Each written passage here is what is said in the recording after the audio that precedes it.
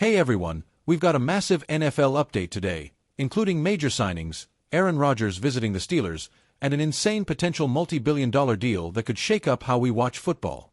There's a lot to unpack, so let's dive right in. First up, another defensive player just secured a huge payday. Texans defensive end Danielle Hunter has agreed to a one-year, $35.6 million extension, keeping him in Houston through 2026. That makes him the second highest paid defensive end in the league, only behind Myles Garrett. Hunter initially signed with the Texans last offseason on a 2-year deal that was essentially fully guaranteed. He delivered an outstanding season, racking up 12 sacks, marking the 5th time he's hit double-digit sacks in his career. He and Will Anderson Jr. have already established themselves as one of the league's top pass-rushing duos, combining for 23 of Houston's 49 total sacks in 2024. With the team finishing 4th in total sacks last season, this deal is a win-win for both sides. Now, as dominant as the Texans were on defense, their offensive line was the complete opposite. C.J. Stroud was the second most sacked quarterback last season, going down 52 times, only behind Caleb Williams, who got sacked 68 times. Ouch. That's why it was a shock when Houston traded away franchise left tackle Laramie Tunsil to the Commanders a couple of weeks ago. They did get a decent return, picks in the 3rd and 7th rounds of the 2025 draft, plus a 2nd and 4th in 2026, but protecting Stroud remains a huge concern. They also traded former first-round guard Kenyon Green to the Eagles for C.J. Gardner-Johnson and a future pick swap. That move made more sense since Green struggled with one-on-one pressures, but Houston clearly needs to rebuild its offensive line. So far, they've added former Vikings guard Ed Ingram, veteran guard Laken Tomlinson, and offensive tackle Cam Robinson. But here's the problem. All of these guys ranked among the highest in one-on-one pressure rates at their respective positions last season. Yikes. They did just sign veteran tackle Trent Brown, but he's coming off a major knee injury. So even with these additions, it's hard to say the O-line is any better than it was last year. Speaking of quarterbacks, let's talk about Sam Darnold's deal with the Seahawks. He signed a 3-year, $100.5 million contract, but it turns out Seattle may have an easy out after just 1 year. If things go south, they could move on without a massive dead cap hit, making this contract more of a short-term experiment than a long-term commitment. Similar to Darnold, T. Higgins' new contract with the Bengals isn't as locked in as it appears. While it was reported as a 4-year, $115 million deal, the structure suggests that Cincinnati could move on after just 2 years with minimal consequences. It's not exactly the long-term security Higgins may have wanted, but it does keep him alongside Joe Burrow and Ja'Marr Chase, at least for now.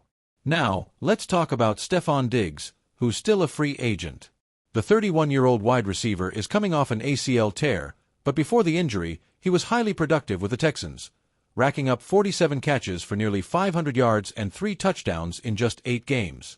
He recently visited the Patriots and even had dinner with team officials. While he left without a deal, New England remains a team to watch.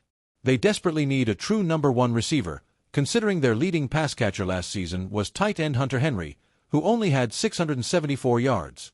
With the Patriots having the most cap space in the NFL, don't be surprised if they make a move soon. Speaking of receivers, Michael Gallup is back. After stepping away from football last year, he signed a 1-year veteran minimum deal with Washington. It's a low-risk move for the Commanders, but if he can regain some of his old form, he could be a solid depth piece. Meanwhile, Brandon Cooks is returning to where it all started, signing a 2-year, $13 million deal with the Saints, the team that drafted him back in 2014. He's bounced around the league, but New Orleans could be a good spot for him to contribute again. Alright, let's talk about Aaron Rodgers. He visited the Steelers facility today, meeting with head coach Mike Tomlin, GM Omar Khan, and owner Art Rooney. According to reports, the visit lasted 6 hours, similar to the time Pittsburgh spent with Russell Wilson before signing him. While no deal was reached today, insiders suggest an offer has been on the table for weeks. Money wasn't discussed in today's meeting, which means both sides are still in the feeling things out phase. Given Rodgers' history of taking his time with decisions, this could drag on for a while. Finally, let's discuss the massive media deal that could change how we watch football. ESPN is reportedly in talks to buy NFL Network, NFL Red Zone, and NFL Plus, in a deal worth around $2 billion. The plan would be to integrate these services into ESPN's upcoming direct-to-consumer streaming platform, codenamed Flagship. The NFL's motivation? More leverage in cable and satellite carriage deals, which translates to even more revenue. While this deal could improve access to NFL content, it also raises concerns. Many fans worry that ESPN could water down NFL Network's programming by introducing more hot takes and controversial debate-style shows.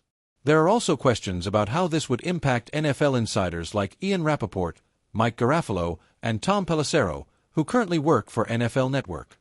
Then there's the Pat McAfee angle. He's already expressed frustration with how the NFL has treated his show at events like the Combine and Draft. Would this deal force collaborations between ESPN and NFL Network personalities in a way that doesn't feel natural? It's a potential mess waiting to happen. So, that's the latest in the NFL world. What do you think about ESPN's potential takeover? Should the Steelers make a move for Aaron Rodgers?